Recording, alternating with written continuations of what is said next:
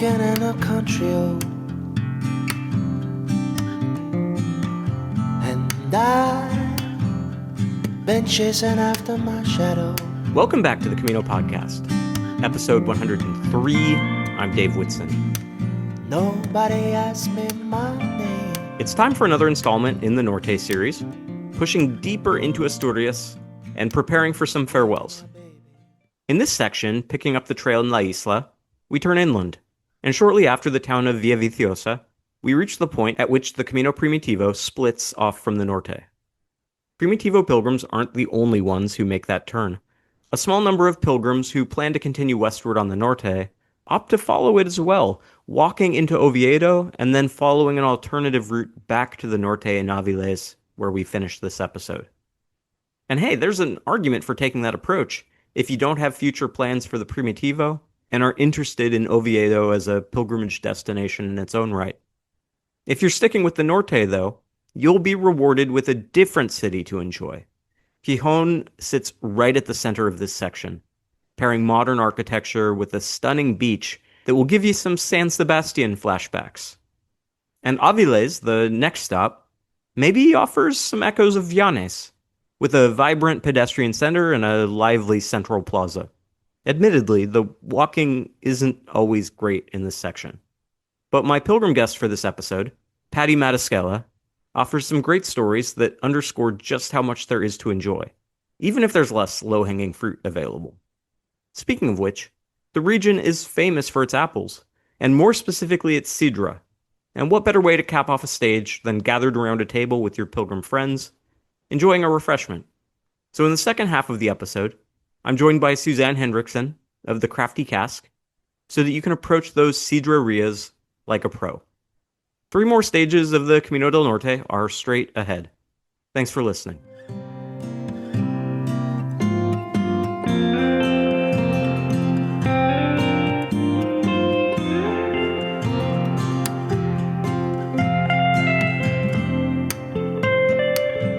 Patty Matascella is a pilgrim from Eugene, Oregon, USA. She documents her walks in impressive detail at outdoorpilgrim.com. Before we start talking about the Norte today, which is what we're going to do, I just want to start by saying I really enjoy your work on outdoorpilgrim.com, and you have this really impressive collection of hikes laid out there that you have done, not just pilgrimages, all kinds of different stuff. So I'm curious, as an entryway, what got you started with long-distance walking? Well, I was in the Army for 21 years. And when I was transitioning out, I was still in my 40s. So I wasn't like a older retired person. And anybody who's been in a job where that's a huge part of your identity for decades, and you leave it, you kind of need an opportunity to transition between that life and the next life. And so the Camino Frances was my first real long distance walk. And it gives you a lot of time to think and a lot of time to figure out what's next. And so that's kind of how it started. And then, it becomes addictive. And you just keep walking and walking and walking. And before you know it, you've got a blog filled with thousands of miles of walking. It's impressive. And one of the things that's interesting to me is, yeah, you've gone back and done other pilgrimages, but you've also done wilderness treks. You've done a variety of different hikes. For you, are those all kind of a piece, that they're very similar experiences, or are the wilderness experiences kind of different from the pilgrimage experiences for you? I think they're very different for me in the regard of you've got a lot more freedom on the wilderness treks, in my opinion, because you can set up camp often wherever you want. When you're wild camping, you find somewhere that you want to stop. You walk the amount of miles you want to walk each day. And yes, the logistics are somewhat harder with regard to carrying all of your food between city to city as you resupply, unlike, say, a Camino or more of a front country trek. But the thing that I think that's the same about both of them, and the reason I keep going back, is the people. You just meet the most amazing people that you probably never would have crossed paths with in your life. They might be 20 years older, 20 years younger, a completely different stage of their life. But by and large, they're all just wonderful people. And so you go out there. Often I start completely alone. I've only done maybe 1 or 2 hikes intentionally going with somebody else. And more often than not, I start alone. And then I meet groups of people. And sometimes you stay with the entire group of people for an entire trail. I did that with the Colorado Trail last summer, which was amazing. But other times you're just moving like in a cluster of people, and then, you change paces, somebody takes a day off, and you just meet a new group of people, and they're equally amazing. And so between the two different treks, the commonality for me is the people. And I've had to start remembering, don't just take pictures of the scenery, take pictures of the people, because that's what you're going to tell the stories about, is the people. So let's dive in then to the Norte, where we're picking it up right in the middle, right at the point Yeah. where you're saying goodbye to some of those people you've walked with because they're splitting off onto the Camino Primitivo, and maybe some new people are picking up the trail in between. We're talking about La Isla to around Avilés, so that's roughly 78 kilometers, 3 book stages. People are going to walk it however they want to walk it.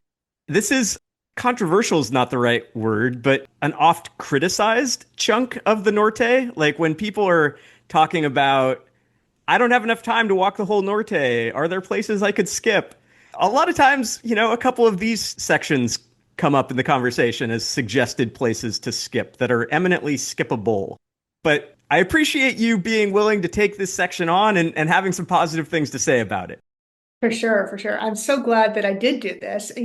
You do get to this point on the Norte where you see a lot of people departing and going down the Primitivo, and then you see a lot of other people staying on the Norte to continue it through. And everybody has to walk their own walk. They have to make their own decisions. And I'm not a purist by any means. I'm not going to, feel like I have to take every single step the way a guidebook tells me I need to do it. Everybody has to do their own thing. But I really did enjoy this section. Some of my best memories from the Norte are on this section that a lot of people skipped or chose to detour from. So the first stage of this, La Isla to Villaviciosa, is about 22 kilometers. So for people who are going onto the Primitivo, this is their last stage on the Norte. So take me back right from La Isla onward. What stands out to you about this walk?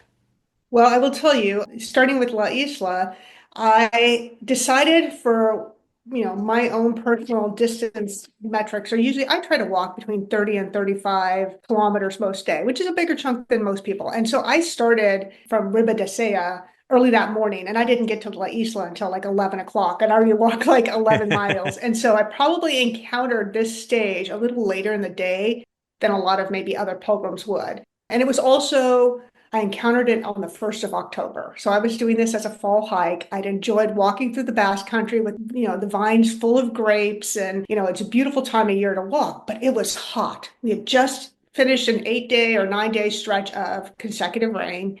So the trail was muddy, and it was now like 85 degrees in October. And so that definitely shapes like your experience on it. Sometimes you're out near the beach, like near La Isla, and the wind is blowing on you and it feels lovely. And then you head back inland and all of a sudden it's beastly hot and humid, like you're in the southeastern part of the United States walking through like Georgia or South Carolina, right?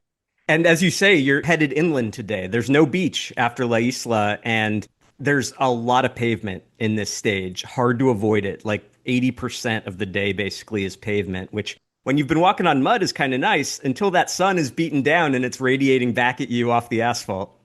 For sure, for sure. So I think the first town you really go into is Colunga, right? Yeah. And so I was probably hitting that just before lunchtime. The day was getting hot. You got a bunch of sidewalk going into the town, and it was a Saturday. And when I got to the town, immediately had to stop because the main boulevard was roped off by like that yellow caution tape. And they had these big barricades, and I had no idea why. I think now looking back on it, there was probably like some sort of marathon or 5K race or something where they had blocked this off for a Saturday. But I'm wondering, have I walked into a crime scene? Like what's going on in Colunga? And then all of a sudden, some cannons started going off. And all of a sudden, and having been a military veteran who spent their entire life listening to cannons go off every morning before the flag goes up, I know exactly what I'm hearing, but I don't know why. And I could see the smoke rising up. And there was a chunk of me that wanted to like go and explore, right? But I knew I had this big day and it was already getting warm and there's a huge climb coming up ahead of you. And so I didn't. And in hindsight, I really wish I had. And the other thing I wish I had stopped and explored is at some point you hit a roundabout and it's got a giant dinosaur in this roundabout. Yeah. And it's telling you, or indicating at least, that the Jurassic Museum of Asturias is there. And that's something else. I wish I'd spent more time in Colunga, and I would encourage other pilgrims, stop there, spend the time there because there's some cool stuff to see. Figure out why the cannons are going off. Go see some dinosaur stuff. The Jurassic Museum is not quite in the center. It's one of those things where for car people, it's right there, but that would have been a bit of a detour for you. That would have been tough. But it's funny. I have a very distinct Kalunga memory as well because I hit it early in the morning, went to the cafe that's right on the corner, right by the roundabout, Hmm. and they have a big television on the wall. And I vividly remember the news was on and they were talking about Michael Jackson had died. So that's my memory of Kalunga is the death of Michael Jackson. Yeah, yeah. So because of the time of day that I hit there, it was probably like just before noon, I decided that I was not going to stop in Kalunga. I had a picnic lunch to eat, so I was going to continue up and try to break up that next big climb, which if you look at the elevation profile as you're leaving town, it looks like you've got this massive climb ahead of you. So why not like break it up? And so I ended up climbing up to, I think it's Pernoose. Yeah. There's a church there with a big, long, broad patio on one side and a nice concrete bench. And when I arrived, there were two other pilgrims who had the same exact idea. So I was meeting people. And one of the pilgrims that I met there, which again, often about the people, was a young man, probably in his mid to late 20s, who was from France and he was hiking with a dog. His name was Matthew and the dog's name was Astro.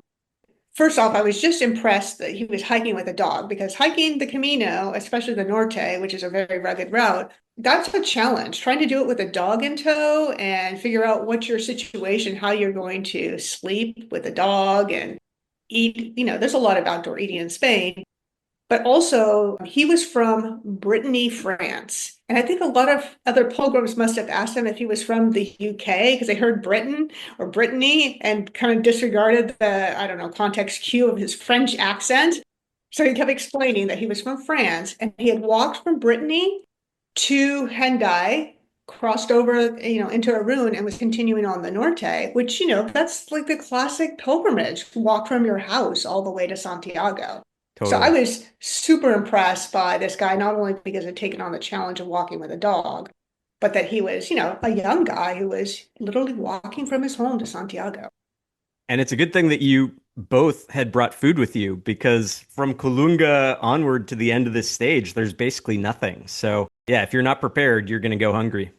I remember he had stopped to look for some water around this church for his dog Astro, and he didn't find any. And I didn't find any either. And that, as I mentioned before, this was a warm, warm afternoon. And that would come back to bite us both in the tail because as you go up this next big climb, it's paved most of the way up, and there was some shade. And then on the backside, it wasn't paved. It was very steep descent. It was one of those times where I was super glad to have trekking poles because you're coming down through the mud of 8 or 9 days of consecutive rain and you're going down there. But I was so thirsty. Oh my goodness, I was so thirsty. And there's this standing water next to both sides of the trail, but you're not going to drink that because it's runoff straight from the cow fields, probably, contaminated with E. coli. And, as I continued walking towards town, thank goodness, about 5 kilometers before town, as I'm super, super parched, a local had converted their carport into a little pilgrim oasis that had soda machines and snack machines and water and a water faucet. And I think that's the only thing that saved me on that hot afternoon. I wish I had known that I wasn't going to find water at the church or elsewhere, but luckily there's other people out there maybe who walked that stretch or who walked desperately thirsty pilgrims walk by their house, and the Camino provides. And there was that opportunity to throw some little change in the machine and guzzle down an ice cold Coca-Cola when you needed it most. So, on that walk through the hills, through the trees, there are a couple other little towns, but the most notable one is probably Priesca, which has a pre-Romanesque church. It actually dates to the 10th century. So, it's one of the oldest churches along the walk and even preserves some of the old paint inside. And then, as you say, in my memory, I always associate that descent from Priesca with mud. I feel like it's muddy every time I get there. And then there's the town of Cebrao, which has an albergue. It's had an albergue for years. And that's where I remember getting some water sometimes is when the albergue is left open, popping into the bathroom and filling up there. But Otherwise, as you say, it's pretty dry, and there's that pilgrim rest stop, I don't know, 5K before Via Vitiosa. And it's easy to miss because it's just through a little passageway on the left into a house, and it's just a private home that has a very welcoming little spot for pilgrims. Thank goodness they had a sign out that day because, as you said, in my dehydration haze, I might have walked right past it. This last stretch, then, a lot of very welcoming people. There are now multiple Donativo-based albergues that have been established in the final approach to Via Vitiosa, including Sergio, who used to run the albergue in Amandi. He was forced to close that one down. He's reopened a place, La Oveja Negra, just on the outskirts of Via Vitiosa. But then there are also a couple of hostels in the center of town as well. So the last approach into Via Vitiosa, pretty exposed. Good thing you got water on the road, sort of weaving in and out of the expressway. And then you finally make it into the city. Absolutely, yeah. And it was wonderful to make it to the city, not just because you know you're going to finish your day, but as I'm looking at the sidewalks walking into town, there was these apples painted on the sidewalk. There was like a little white little arrow with an apple painted in it. And now that you're in Asturias, you're in that cider culture and the apple culture, which is just everywhere. As I said before, it was at the very beginning of October. So I was just sandwiched in between two big apple festivals. So there had been maybe a week or two before was the 23rd annual cider festival. And then a week or two later was going to be the 31st annual apple festival. So like, this is not something new. This has been happening for decades. And the culture there of having the cider, and for people who haven't been to Spain or haven't been to Asturias, and seeing the whole cider culture and the pouring it from above your head and so it gets aerated, like that's just such a big part of this portion of the walk. Not that you can't get it elsewhere, but for me, that sticks in my mind of the blue cheese on your patatas and the cider are like the two food things that I just embraced while I was walking this stretch.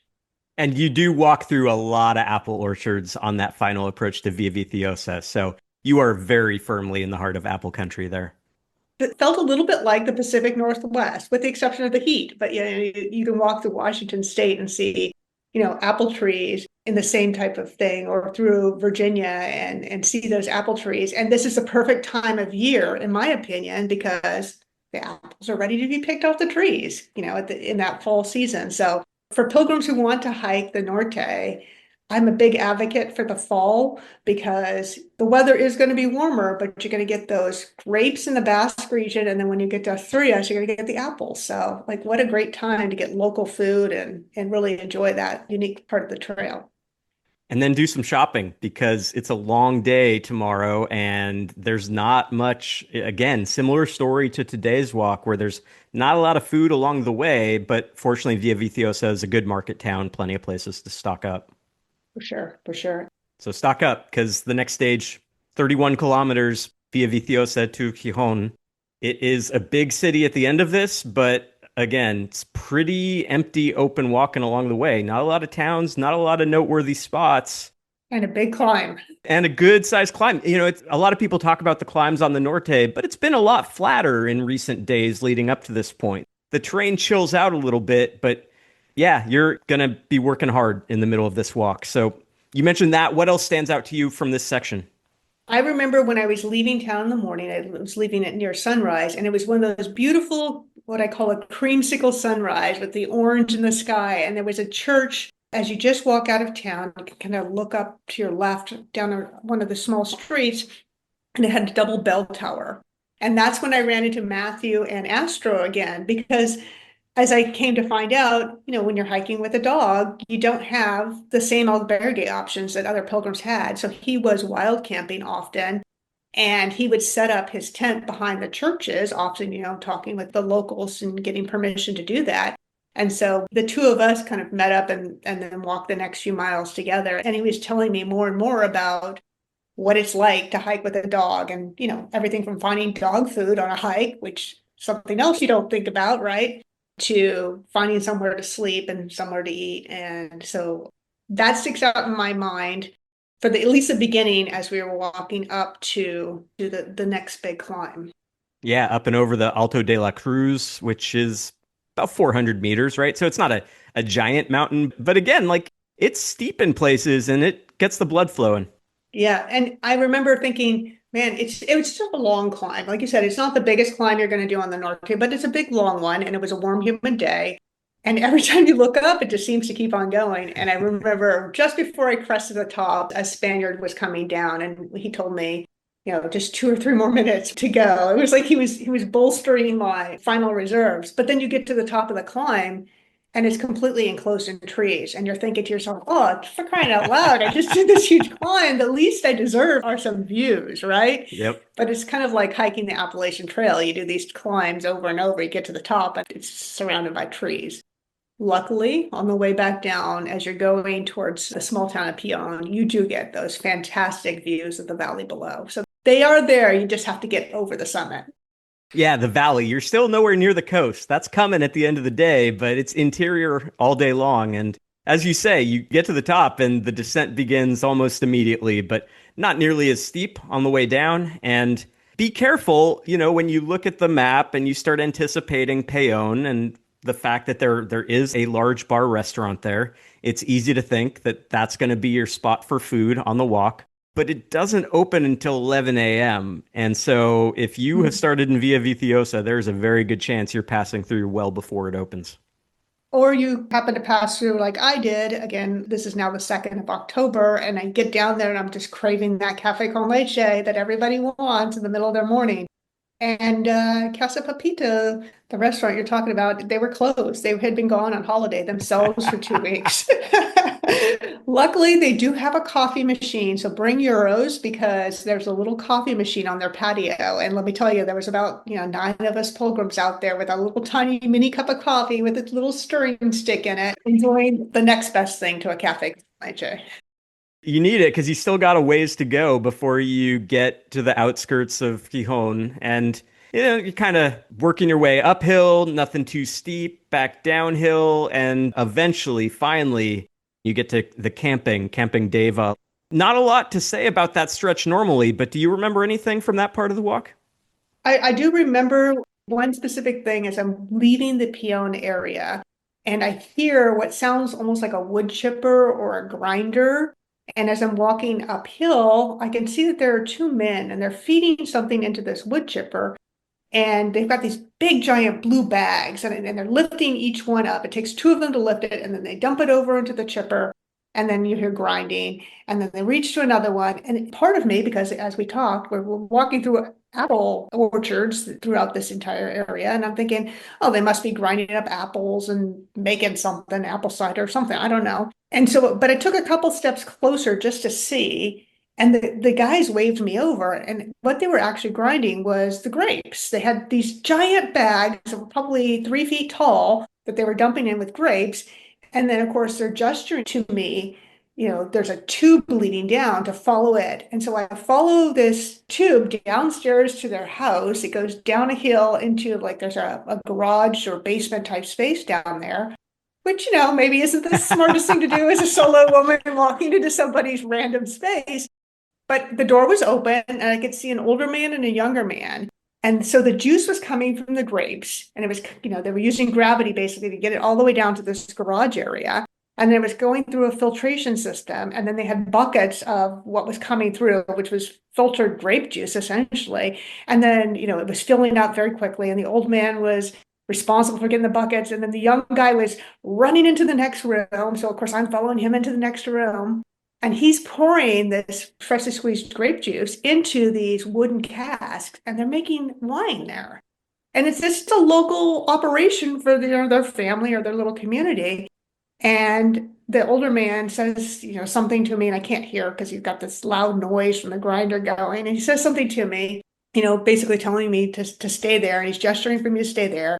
And when the young guy comes back from doing his dump into the cask, he goes and washes his hands, and he grabs a glass, like a pint-sized glass, and he dips it under this grape juice that's coming out, and he hands it to me with a big smile on his face, gesturing for me to try it. And so there I have this freshly squeezed grape juice, which I don't know the last time I've had grape juice. There was so much sugar in it probably would have given me a diabetic coma if I was if I had that issue. But the generosity of these men who were just doing their thing. And here's this random woman from America who walks by who's just insanely curious about everything. And they essentially give me a tour through their operation and, and then generously offer me something to drink. And, that humanity, that kindness, that generosity of spirit. I mean, that's the whole reason why you do a pilgrimage like this, is to reconnect with human beings. And yeah, one of the greatest memories of the Camino del Norte for me.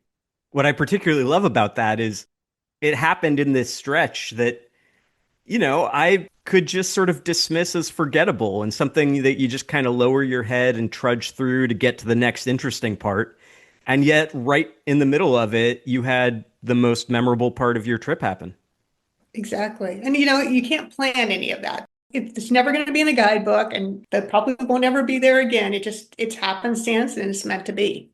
So Camping Deva is about 9K out of the center of Gijón. Gijón's huge, so like you're in it within 4 or 5 kilometers of that, but 9 kilometers to the center. So it's a chance to get a bar, to stay in a pilgrim albergue there. So they actually have beds. It's an albergue within the camping. And then the route splits after that. So do you remember from Camping Deva, did you turn right? Did you turn left? Do you recall? I do remember that it split with the main trail going kind of through the more industrial outskirts. And then there was another option that was called Senda de la Peña Francis, I think. And it walked along the creeks that Yeah. meandered their way into Gijón. And I took that more Good scenic choice. and shaded route, and it was definitely a good choice.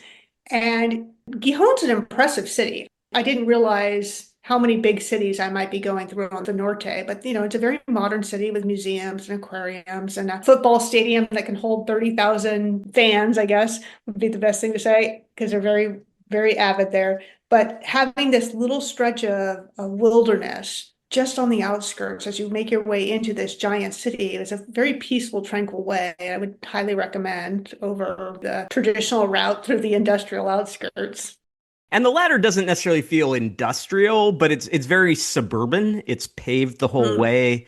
You can't see much of anything because there are often pretty high walls on one or Mm. both sides of the road, along with houses. So it's just paved and not interesting. Whereas the other one, as you Mhm. say, it's unpaved a lot of the time. There's some shade. It feels like you are in nature. It's a nice little corridor to get you a lot closer to the center. Absolutely. And then the city, similarly, like you can find kind of two different routes through Gijón. One is you sort of turn right and follow a cycling track that takes you to the beach, and then you can follow the coast. Or you can go straight through the center of Gijón, bypassing that first coast on your way to the center of town. For me, it's get me to the beach as fast as possible. And it's a similar layout to San Sebastian, where you have basically two long coastal stretches with a small peninsula, the old town, jutting out in the middle. And in the case of Gijón, it's the first beach. It's that first part of the coast that is really the showstopper. It's the part of town that you want to check out. Yeah. Like you, I followed the beach path, and I had an albergue to stay in that was closer to the beach in that first stretch, which is fantastic and very reminiscent of San Sebastian. I think you hit it right on the nose. Yeah, it's great. Did you spend most of your time in Gijón, like hanging out on the beach and eating, or did you see anything else? I did happen to meet the next group of people that I would probably spend the next week with actually at that albergue. I met a fellow named Joe who was from New Jersey, who I'm still in touch with all these years later, kind of following each other's travels. So I did spend a bit of time with other pilgrims. And then I had this craving for Indian food while I was in Gijón. You spend a lot of time eating Spanish food while you're in Spain, and every once in a while you just want something different. You want some Thai food or Indian food. And maybe that's just, being an American who's surrounded by all these wonderful ethnic cuisines we can choose from every day, what you want to eat, and it could be something completely different. And I craved Indian food. And so I went looking for this Indian restaurant, and I'll stick to Indian food outside of Spain because that was not my best experience. And I was feeling that evening and the next day. So. That's often my experience when I eat Mexican food abroad as well. It's like, I think I'll wait. I think I'll wait till I get home next time. Gijón has some interesting sites for people who are interested in checking them out. There's some Roman ruins around. There's a railroad museum that you pass right by at the end of town. There's even a bagpipe museum. So there's Hmm. all kinds of stuff in the city, but it's hard to tear yourself away from the coast. True. The beach and, that nice white sand and it's that perfect crescent. And it's just so tempting, especially on a hot day, to find your way back down to that beach. Hey, it's been 2 days since you were on the coast, so you've earned it. And then we have our last stage, so 25 kilometers, Gijón to Avilés. And from my perspective, this is the least appealing walk of the Camino del Norte. It's not I entirely agree. unappealing. It's Yeah. not without virtues, but something has to come in last place. And for me, this one comes in last place. And you have to couch your expectations, right? I Yep. mean, the guidebook that I was using, and I had to go back and look at this. It was, quote, the most unpleasant section of the Norte, according to my guidebook. So you're not the only one who feels that way. I met a lot of pilgrims in the hostel that I stayed there in Gijón who were just going to take the bus to Avilés. They just weren't even going to mess with that. They had such a great experience that they didn't want this downer of a leg to. And it wasn't. It really wasn't for me because as I walked out of Gijón, first, as I was exiting the town, it reminded me a little bit of the city center of Philadelphia. It had these old historic buildings that were like overshadowed by larger, more modern buildings, but they had blended those two together. And so it had that historic slash modern feel that just there was something about it that reminded me of Philadelphia City Center with, where you go see Independence Hall and there's huge skyscrapers next to it. But then the walk starts and you hear a lot of clanging from machines and bucket loaders. And there was a little climb up to a ridge line and it was very flat. It reminded me of a football field on the top of this flat climb before you come down. And there was something right after you come down from that climb that was like a little bonus treat for the pilgrims who decided to walk. There was a local who had a whole bunch of terracotta tiles that had been broken up. And there was next to one of the Camino markers, they had, this bucket of terracotta tiles and had a white chalk marker that you got to leave a message or write your name and the date that you passed by. And so, of course, I did stop and fill out my little terracotta chunk of tile there and add it to the pile. But it was just kind of like, yeah, we're the ones who toughed this out. We're the ones leaving our little mark here. And we got this little bonus reward for walking this stretch. I will say that the walk out of Gijón has grown on me over the years. And it's an interesting visual looking back on all that old industrial machinery once you've gone up on the hill and you turn around and you look back. It's different, certainly, from what you have seen elsewhere on the Norte. And the middle of the walk isn't bad. You go through Monte Arreo Park, and it's not the most scenic stretch that you've walked through, but it's quiet. There's no cars around. It's fine walking. It is. And, there's a interesting flyover that you walk over the railroad tracks on as you're getting towards Aviles. That is an unusual experience. There are a couple others that you get to go over. This one is, I remember it being super, super bouncy as I walked across it. Like I felt like every step it was like a little bit of a trampoline as I'm kind of crossing over these railroad tracks. And thank goodness there wasn't a train coming by as I was going underneath because I'm not sure how safe I would have felt. But you do get to see something different. And part of a walk like this is being, with yourself and your thoughts. And this is a good stretch to be with yourself and your thoughts, especially with a lot of people detouring away from it, choosing to go off to the Primitivo, so there might be fewer people there, and some people choosing to skip this section and maybe bus through. So if you're looking for that solitude and that reflection time, this is a good stretch. You have skipped over the nearly 10 kilometers walking directly alongside a busy highway.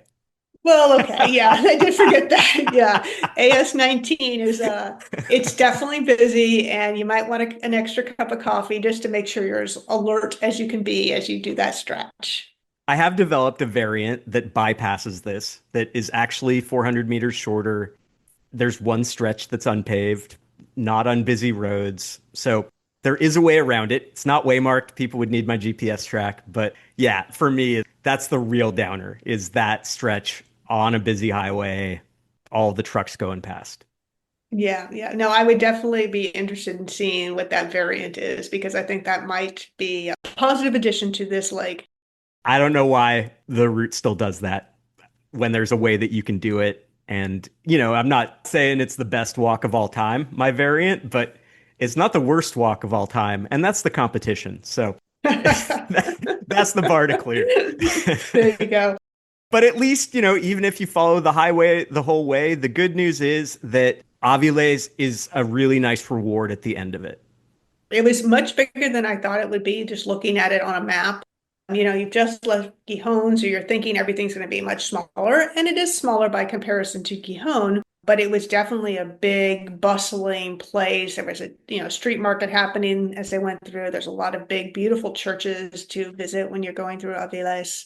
It almost felt overwhelmingly busy to me after such a stretch with so few lovely sights that I actually continued beyond Aviles and I went to Salinas, which is, a little bit further, but it's a more of a surf town, like some of the surf towns that you walked earlier on the Norte route. So if Aviles is too busy for you, or you've decided to jump ahead and you're looking for, a couple extra miles to walk that day to feel like you did a little something other than the bus ride, I would recommend Salinas. It was definitely a good town for me to visit.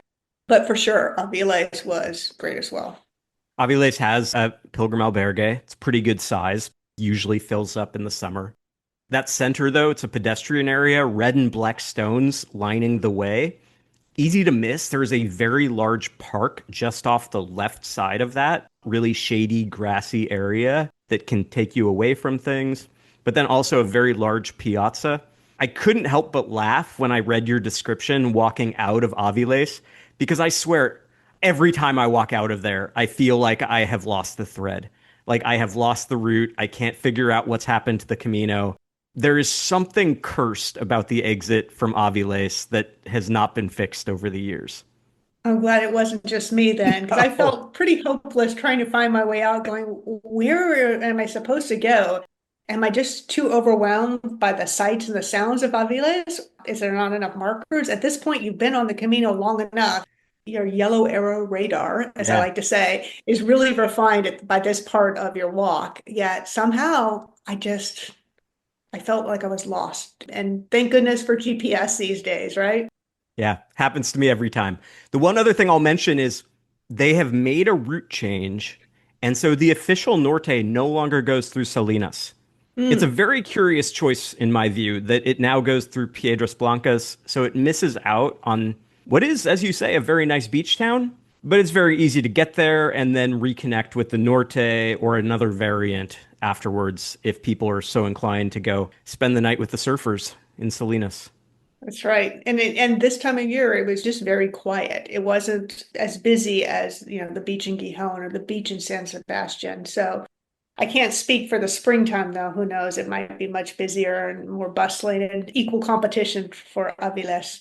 Well, and there we are. We've made it through our 78 kilometers, plus a few more on the back end if you're continuing on to Salinas. And I really appreciate you, Patty, selling these stages and giving people reasons to push through areas that they might otherwise be inclined to skip when they hear some other pilgrims giving that advice.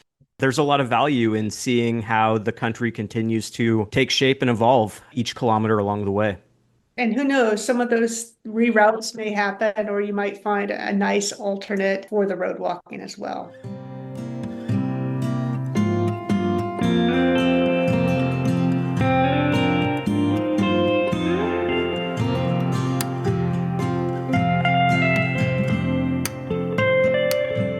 Suzanne Henriksen is the founder of The Crafty Cask, a site dedicated, in its own words, to celebrating the best craft spirits, craft cider, craft beer, craft wine, and all other craft alcohol producers around the world. You can find it online at thecraftycask.com. Suzanne Henriksen, thank you for joining me to talk about cider. It's an exciting topic, I know, for you. Yeah, thank you for having me. It's one of my favorite topics to talk about. I was so happy to track you down because I was trying to figure out, okay, who am I going to talk to about cider, about cidre? And so then how could I not get sucked into your story, which you titled Your Very Own Cider Roller Coaster Romance? So let's start there. How did cider capture your heart? Yeah, it was at a young age. I was, 19 because I was studying abroad at the time in San Sebastian, Spain. I didn't know anything about cider, and cider wasn't really big here yet either. It was the early 2000s. And so as I got immersed in the culture and learned about it, I got invited to a Sargadoa, which is what they call cider houses in the Basque Country. And I was just thinking, all right, I'm going to go to a cider house. Cool. And then I went, and it's this whole experience with, like, you can just feel it. It's like palpable, the history behind it, the culture behind it, the wood shavings on the floor, the cider coming out from the barrel, the same food always served with it. All of these things were just, and it was all Spaniards, there were a couple of us there who weren't Spaniards, but you could tell that this was really a deep part of their culture. And that's the first time, given I was young, that's the first time I really experienced feeling a taste of place or feeling a culture through a drink or a food. And yeah, and San Sebastian was great for that. It was a great place to study abroad. Yeah, what a great place. Yeah, fantastic. So let's start with the basics. Everyone knows what beer is, everyone knows what wine is, and most people at this point are familiar with the idea of cider, but let's just talk about that. What is cider, or to be more specific, Spanish sidra? Yeah, I mean, cider is essentially fermented apples. So you can think about it, it's made more like wine than it is made like beer, even if it's carbonated. And so it's kind of like an apple wine. But the one interesting thing about cider is that, with grapes, the tannins are only in the skins. With apples, there are tannins in the skins, in the flesh, in the seeds, in the core. So all of them have tannins. And so that makes a very different flavor profile than if you were truly to make an apple wine with just skins that had tannins. And so in Spain in particular, they really take a lot of pride in not adding anything to their cider. So they often call it sidra natural. And that means like no added sugars, no added yeast even. So they're only using the yeast that is on the apples naturally.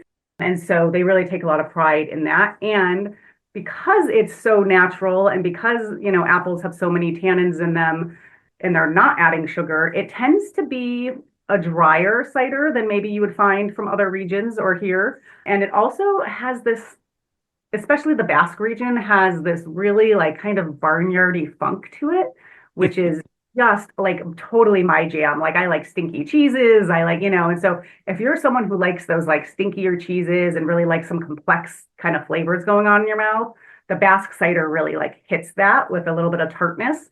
And then the Asturian cider is similar, but not quite as funky and barnyardy as, the Basque counterpart. Now, they're not using like Fuji apples or Honeycrisp apples for this, right? No, not at all. There is I forget what it's called, but there is a guild essentially that approves which apples they are allowed to use, what varieties of apples. And I think it's 76, if I'm remembering correctly, varieties of apples that they're allowed to use. There are hundreds and hundreds, maybe even thousands of varieties of apples. So they are limited to what types they can use if they want it to be a DOP from that region. And so, yeah, it's specific apples. And honestly, all cider that's made in the United States and France and everywhere, they're typically not using apples that we're eating. Cider apples are really not delicious.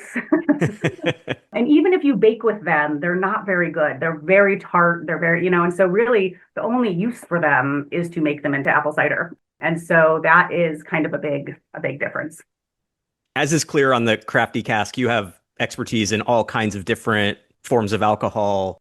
What kind of situation makes cider a good fit in terms of flavor pairings or anything else?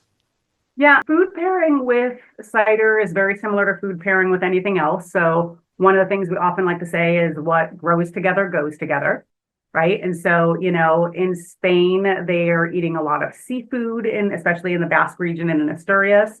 They make some amazing hard cheeses, and so those go really well. Some of their charcuterie, the jamón, and so thinking about that for food pairing, it's like if you're in Spain, it's very easy because just everything they make goes deliciously with cider because honestly, they drink more cider than water there, it seems like. I mean, everywhere, especially when I was in Gijón, everywhere I turned around, there would be someone with their arms stretched high pouring cider. Like everywhere I looked. In the restaurants, it'd be like every server was doing it at every table. So it's a very big part of their food and drink culture. Yeah, let's talk a little bit more about that too, because you talked about how It was the experience, Yeah. probably even more so than the drink itself, that first hooked you on cider. And that is visibly apparent all throughout Asturias, especially the central role that Sidra plays. So can you talk a little bit more for people who haven't been there? What is the cider experience? Yeah, so in Asturias specifically, and like I said before, it is different in the Basque Country and in Asturias. So you get different experiences depending on where you're going. They're both equally amazing, but different. And so in Asturias, what you'll notice is, like I said, they're holding their arm way up high and their glass way down low. They're thin glass, and there's a story behind that as well. And they pour it from really up high because they want to aerate it. They want to basically get rid of some of those volatile acids. And doing that, because their cider is mostly still, kind of carbonates it a little bit. And so it's a very visible drink. I don't know that I've ever been in any other culture where, like, you know by your eyes what people are drinking rather than, like from across the room. So that's kind of the experience. And then they only pour a little bit. So they pour about an inch, maybe 2 inches the most into the glass each time. And the reason for that is because they want it to be a little carbonated, they want it to be aerated, but then you need to drink it right away. And then you pour some more if you want more of that, because if it sits in your glass, all of that goodness is going to kind of go away. And also because historically in Asturias, so these glasses are so thin like this. These are traditional glasses, and this is how they used to be made. And they, they have these traditional nice glasses still, but they're very thin glass and they're very breakable. And when glass started to get more expensive, they actually, at the bars, you would go order a bottle of cider, because since you pour it this way, you never order a glass of cider. You're always ordering a bottle of cider to share with your friends or whatever. And so you would get this glass, but they would take a deposit from you. So they would say, when you bring the glass back, we get the deposit back. Now, when times were hard, people really didn't want to lose that money, right? And so what they would do is a group of friends, a group of 5 or 6 friends would go and get one glass and one bottle, and they'd go stand in a circle, and they pour, take a sip, hand it to the next person, pour, take a sip, hand it to them, and they would go around the circle. And there were some things that went along with it, like you were supposed to always throw the last little bit of your cider out where your lips touched to help kind of sanitize it. But it's a really traditional way of drinking this, and you see it still to this day when people are standing around outside. There's groups of friends just sharing a bottle, and it's a communal experience. So this isn't a situation where you would really ever be sitting at home by yourself drinking Sidra, because it really is a communal experience. How are your pouring skills? We had an Asturian guy try to train our students once on how to pour using water, and it didn't go very well. I understood why a lot of the sidewalks are a little sticky as you're walking along. So how are your pouring skills? They're not bad. I don't use them as often as I used to anymore, so they're probably a little rusty. But when I first started learning, I had a walk-in shower, and I would just practice in my shower. And because it's like you get a little messy. But I think the big thing is, it's kind of like Julia Child with the chicken. It's like you need the confidence. That's why people end up spilling and splashing, because they're being hesitant. And it's true. Even the professionals spill a little bit. In the nicer restaurants, they have these rolling kind of booths that go around with the servers. And when they serve, they do it over that standing booth. So any splashes get caught in that little rolling booth that they bring around. So even the experts spill a little bit. Like you said, that arm goes way up high. This is not just a foot-long pour. This is a meter. Well, and the arm goes way up high, and it is a straight arm, like locked elbow. And then your non-dominant hand goes way down low. So it goes, again, locked elbow, but like down low, kind of near your knees. So yeah, you're stretching your arms as far as you can to pour it. If you buy bottled cider, like here in the States, is the expectation that you should try to replicate that as well to get the maximum flavor, or do they approach it differently in the bottling process?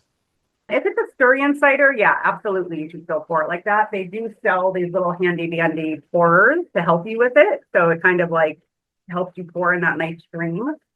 Yeah, I would definitely, if it's an Asturian cider, I would definitely suggest doing that. There are some Asturian ciders now that are getting canned when they get imported, and so they're adding a little bit of carbonation to those. And so there are some you can find where you don't need to do that.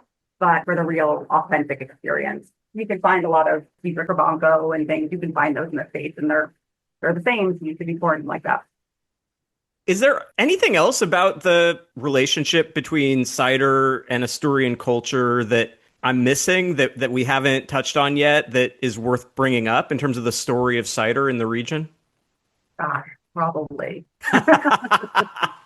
It's just such an old historical story that there are so many facets to it. It's really quite amazing. And it really also, I think because cider is so communal, it causes the Asturians to be very welcoming and very friendly. So there were a number of situations in which, I was eating at a restaurant one day and talking to the man who owned it about the cider, and we were eating this delicious seafood. And he could tell I was very enthusiastic about cider, and I actually asked him if he could teach me how to pour. And so if I have a video of me next to the table where we're eating in the middle of the street, learning how to pour from him. And after our meal, he invited me and my friends over to his house to see his home cider press and see how they do it at home. Because a lot of people are making cider at home. And so we had this full day adventure with this man who owned a restaurant who we just met because he saw our passion for cider. And I have like 3 or 4 different stories like that from my 3 weeks in Astoria. They're very proud of it and they love to talk to anyone who's interested about it. One of the cool things about that whole process, the pour and then only filling a little bit in the glass, is it means that bottle lasts a long time. So it definitely turns it into an event and not just a drink. For sure. And that's something that we're so big on at the Crafty Cast. Like people joke with me a lot, like, oh, your whole business is about booze, you must be like a lush. And I'm like, yeah, but it's a little different when you're drinking craft beverages that there's a story behind, there's an art behind. That's what you're drinking. You're not just drinking the juice in the bottle. And so you naturally do slow down because you're stopping and talking about it. You're appreciating it. You're not drinking for effect to get drunk. You're drinking for an experience. And, that's the story behind the drink is definitely a part of that experience. Yeah. So I know you mentioned you were in Gijón as part of your visit to Asturias to explore cider. That city is at the center of this section of the Norte that we're talking about in this episode. What was noteworthy for you about that city as a traveler, both as a food and drink experience and more generally just visiting it? Gijón is amazing. It's one of those places that was never really on my radar until I had an opportunity to house swap and stay there for a while. And I'm so glad that I did. It's a town where a lot of Spaniards go to vacation. So it is a vacation town, but for, people in Spain more so than people outside of Spain. So that's really unique and that's really nice because you are really immersed in a Spanish culture more so than in Barcelona or something. It's a little more touristy. And the thing that's amazing is it's like it has this vibrant city with like the beautiful cobblestone walkways and all these great shops, but then it's right on the beach. And there's these beautiful beaches. Like I remember the first time I turned the corner and I was like, oh, wow, wait, where am I? Like it feels like 2 different cities in one. And there's a lot of great hikes around there. And yeah, it's just really a beautiful, beautiful place. And then of course you can go out to some of the other cities and some other eaterias that are outside of town and everything. So it's a really great base point if you want to explore the cider culture. Yeah.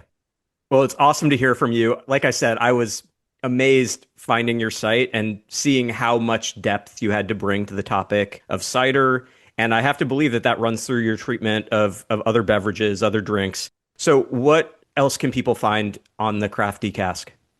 Yeah, so the Crafty Cast is all about celebrating and supporting craft alcohol makers. And so we, have tons of content about craft breweries, craft wineries, cocktail recipes, craft distilleries. And so it's really, the whole point is to entertain and educate people about why it matters to kind of vote with your dollars on what you drink, right? And so not to just buy the mainstream brand at your grocery store, but really seeking out these special experiential beverages that add more to your life and add more to your experience than just the alcohol in and of itself. So there's lots of content on there. There's a lot of recipes on there. There's videos. There's all sorts of great stuff. And there are definitely quite a few videos of me pouring Asturian cider and things of that nature and some things while I was there. So if anyone's headed that way, definitely go check it out. And I also have a great map of all the restaurants and, places that I went when I was in Gijón and Basque Country as well. I'm always happy to share that with people. So yeah, it's really a special place and get ready to eat a lot and drink a lot and never want to come home. And in our case, just remember, you got to wake up and walk the next day. So keep that True. in mind. True. And that's where it's nice that you're not drinking a ton with the way the cider's poured, and it's only like 5% alcohol. So you're in good shape. Good deal. Awesome, Suzanne. Thanks for educating me on cider. Yeah, of course. Thank you so much.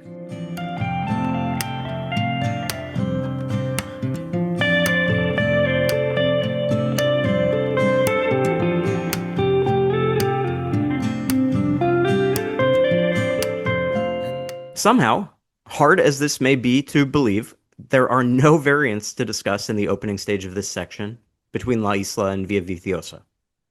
Okay, it's possible to follow the coast a little longer out of La Isla, but I'm not sure how worthwhile that is unless you happen to overnight at the municipal albergue, which, would have to be open for that to be possible. Heck, most of the second stage to Gijón is also alternative free. It's the final approach from Camping Deva into the city where the first important choice comes into play. Turn right at the camping to follow the official route through the suburb of Somio. It's all paved, and there's not much to see. Instead, both Patty and I favor turning left on a pedestrian route that offers much better, quieter walking. It's a little longer, nearly a full kilometer, but I think it's worth it. And the most important choice to make, in my view, comes in Tamón, about halfway through the third stage, as you proceed from Gijón to Avilés. The official route is that dreary walk along the highway that Patty had worked so hard to banish from her memory. If you'd like to avoid that, I have a homebrew alternative.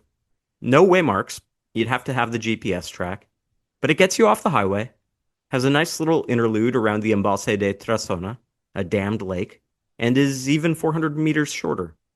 Look, I understand if you decide to skip part of this chunk of the Norte. You certainly won't be alone in doing so.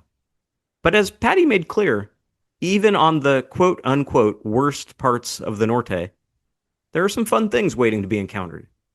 And even if those manage to evade you, I've always found that the more mundane sections prime me to be even more invested in the great stuff when it comes. It tends to make me a more appreciative, grateful pilgrim.